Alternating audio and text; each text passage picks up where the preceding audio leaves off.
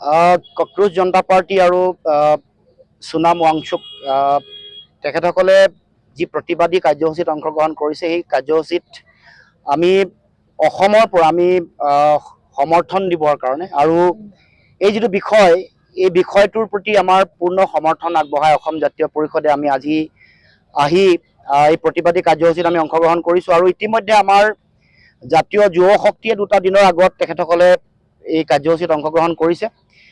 যিহেতু সমগ্ৰ দেশৰ শিক্ষা ব্যৱস্থাৰ যিটো অৱস্থা, বিশেষকৈ শেহতীয়াকৈ নীটৰ কুৱেশ্যন পেপাৰ প্ৰশ্ন কাকত ফাদিল হোৱাৰ পাছত সমগ্ৰ দেশত হতাশা, শিক্ষা ব্যৱস্থাৰ এই ভয়ংকৰ স্বৰূপ দেখাৰ পাছত আমাৰ 20গৰাকী ছাত্ৰ ছাত্ৰীয়ে তেওঁলোকে জীৱন বলিদান দিব লগা হ'ল, তেওঁলোকে আত্মহত্যাৰ পথলৈ গুচি যাব লগা হ'ল।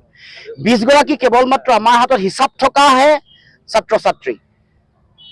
87 বাৰ মুঠতে কুৱেশ্যন পেপাৰ ফাদিল হৈছে, প্ৰশ্ন কাকত ফাদিল হৈছে। 148 বাৰ বিভিন্ন প্ৰশ্ন কাকত বা পৰীক্ষাক লৈ বিভিন্ন কেলেংকাৰী, ফ্ৰড, বিভিন্ন ধৰণৰ ঘটনা সংঘটিত হৈছে। এইটো অত্যন্ত ভয়ংকৰ পৰিৱেশ আৰু পৰিস্থিতি। এখন দেশৰ ভৱিষ্যত, এখন দেশৰ সমাজ, দেশৰ অৰ্থনীতি, বিজ্ঞান প্ৰযুক্তিবিদ্যা, সমাজ, দেশৰ ৰাজনীতি, সকলো কথাৰ মূল চালিকা শক্তি যুৱ শক্তি। যিখন দেশত 63.88% যুৱ শক্তিৰে ভৰি আছে, যিখন দেশক যুৱ ভাৰত বুলি কোৱা হয়, সেইখন ভাৰতত আজি যদি ছাত্ৰ ছাত্ৰীয়ে নিজৰ বুনিয়াদী যিটো অধিকাৰ, মৌলিক যিটো অধিকাৰ, সেই অধিকাৰক লৈ যদি আজি যুঁজিব লগা হয়, তাতকৈ দুখজনক কথা, দুৰ্ভাগ্যজনক কথা একো থাকিব নোৱাৰে। কিন্তু আচৰিত কথা, 20গৰাকী মানুহৰ, ছাত্ৰ ছাত্ৰীৰ তেওঁলোকৰ নিজৰ যিটো আত্মহনন, সৰ্বোচ্চ ত্যাগ, লাখ লাখ যিটো সংশয়হীনতাত সংশয়ত থকা ছাত্ৰ ছাত্ৰী, তেওঁলোকৰ যিটো মনৰ ভাৱনা, সেই ভাৱনাই দেশৰ প্ৰধানমন্ত্ৰী, দেশৰ শিক্ষামন্ত্ৰী, মানৱ সম্পদ উন্নয়ন মন্ত্ৰী কাকো অন্তৰত চুব পৰা নাই। এইটো আটাইতকৈ দুৰ্ভাগ্যজনক কথা। কাৰণ সকলোৰে এটাই কথা যে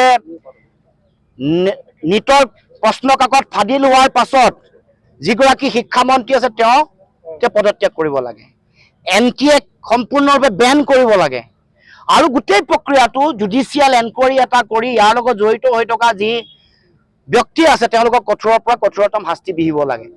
এই কথা আমি সকলোৱে জানো যে দেশত শিক্ষা ব্যৱস্থাই ভয়ংকৰ ৰূপ ধাৰণ কৰিছে, ৰাজনীতিকৰণ চলিছে, তাৰ লগে লগে বিভিন্ন ধৰণৰ যিটো গুণগত শিক্ষাৰ যিটো মানদণ্ড, সেইটো দিনে দিনে কমিছে। কাৰণ নিযুক্তিত কম্প্ৰমাইজ কৰা হৈছে, আপোচ কৰা হৈছে, পলিটিকেল এপইণ্টমেণ্ট, ৰাজনৈতিক নিযুক্তি দিয়া হৈছে। তাৰ লগে লগে যিটো মৌলিক যিটো প্ৰয়োজনীয়তা, আন্তঃগাঁথনিৰ অৱস্থা, শিক্ষক আৰু ছাত্ৰ ছাত্ৰীৰ ৰেচিঅ' যিটো মেইনটেইন হ'ব লাগে, লগে লগে ডিজিটেল ক্লাছৰুম, ডিজিটেল সমগ্ৰ ব্যৱস্থা, ডিজিটেল পুথিভঁৰাল, এই যিবোৰ মৌলিক যিবোৰ ব্যৱস্থা সমগ্ৰ পৃথিৱীত যুঁজিবৰ কাৰণে, ক্ৰিয়েটিভ ল'ৰা ছোৱালীৰ সৃষ্টিৰ কাৰণে, বিজ্ঞান প্ৰযুক্তিবিদ্যাত নতুন নতুন সৃষ্টিৰ কাৰণে, অসমৰ সমাজ, ভাৰতবৰ্ষৰ সমাজ আৰু সভ্যতা নতুন ৰূপত নিৰ্মাণ কৰিবৰ কাৰণে, শিক্ষাক নতুন ৰূপত গঢ়িবৰ কাৰণে যিটো দায়িত্ব, সেই দায়িত্ব পালন নকৰি আমি দেখিছোঁ যে এই কথা যেতিয়া আৱাজ উঠোৱা হৈছে, ইয়াত অভিজিত দীপকে ডাঙৰীয়া জড়িত হৈ আছে, তেওঁৰ লগত বহু ব্যক্তি জড়িত হৈ আছে, বহুতে আমৰণ অন্বেষণত জড়িত হৈছে। ইমানবোৰ ঐক্যবদ্ধ সংগ্ৰামৰ পিছতো দেশৰ প্ৰধানমন্ত্ৰী, দেশৰ শিক্ষামন্ত্ৰী কাৰো কাণ সাৰ নাই, আৰু উল্টাই একেদখতক দেশদ্ৰোহী বুলি কৈছে, আৰবান নক্সালাইট বুলি কোৱা হৈছে। এওঁলোকক দেশদ্ৰোহী, তেওঁলোকক পাকিস্তান প্ৰেমী, এনেকুৱা ধৰণৰ নামাকৰণে তেওঁলোকক ইয়াৰ পৰা কুৎসা ৰচনা কৰিবৰ কাৰণে বদনাম কৰিবলৈ উঠি পৰি লাগিছে। গতিকে আমাৰ স্পষ্ট কথা, ছাত্ৰ ছাত্ৰীৰ অধিকাৰ জাতীয় জীৱনৰ সুৰক্ষিত ভৱিষ্যতৰ এটা প্ৰথম চৰ্ত। কাৰণ ছাত্ৰ ছাত্ৰীসকলৰ ওপৰতে দেশৰ ভৱিষ্যত নিৰ্ভৰ কৰিব। গতিকে আমি ভাবোঁ যে আমাৰ দেশৰ নতুন প্ৰজন্মৰ ছাত্ৰ ছাত্ৰী, যুৱক যুৱতীসকলৰ তেওঁলোকৰ শিক্ষা, তেওঁলোকৰ সংস্থাপন দুয়োটাক মৌলিক অধিকাৰ হিচাপে গণ্য কৰিব লাগে। আৰু যিসকল আমাৰ প্ৰডাক্টিভ যিসকল ছাত্ৰ ছাত্ৰী, তেওঁলোকৰ যোগেদি দেশৰ ভৱিষ্যত উন্নয়নৰ কাৰণে, তেওঁলোকৰ কাৰণে প্ৰয়োজনীয়, তেওঁলোকৰ সুৰক্ষাৰ কাৰণে প্ৰয়োজনীয় সকলো ব্যৱস্থা গ্ৰহণ কৰিব লাগে। আৰু আমি দাবী কৰিছোঁ আজি ইয়াৰ পৰা ধৰ্মেন্দ্ৰ প্ৰধান ডাঙৰীয়াক তাৎক্ষণিকভাৱে তেওঁৰ যিটো শিক্ষামন্ত্ৰীৰ দায়িত্ব তাৰ পৰা বৰ্খাস্ত কৰিব লাগে। প্ৰধানমন্ত্ৰী দেশৰ 56 ইঞ্চি বুকু থকা প্ৰধানমন্ত্ৰীয়ে অন্ততঃ এই কথাটো শুনা দৰকাৰ।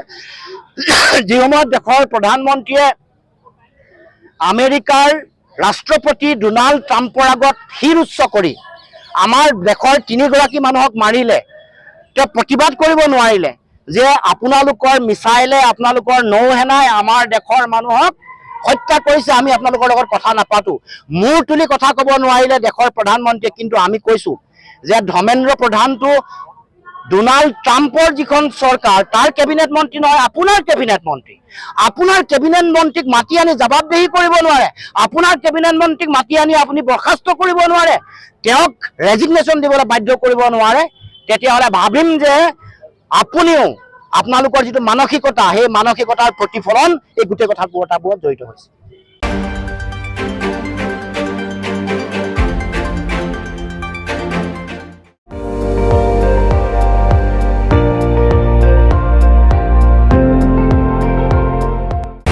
আপুনি চাই আছে ND24, সৰ্বশ্ৰেষ্ঠ নহয় সৰ্বোত্তমৰ দৌৰত।